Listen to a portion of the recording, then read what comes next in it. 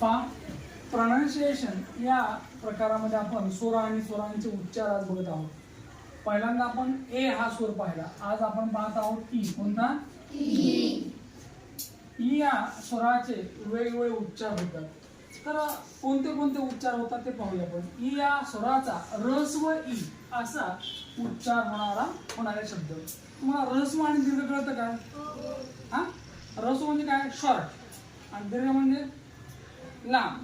हा, तर ई या स्वराचा ऱ्हस्व ई असा उच्चार होणारे शब्द. Example then, ten, ten, then. Okay, CSHE. Okay, van या शब्दामध्ये आपल्याला ऱ्हस्व ई दिसतं.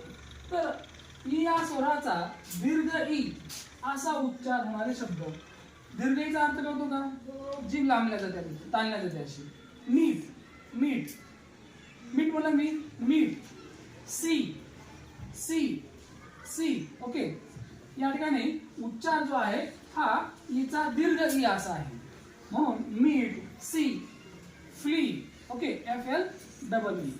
अशा प्रकारे ई आणि ई या स्वराचे वेगवेगळे उच्चार पाहिले आपण. ऱ्हस्व ई आणि दीर्घ ई असे दोन उच्चार जे होतात.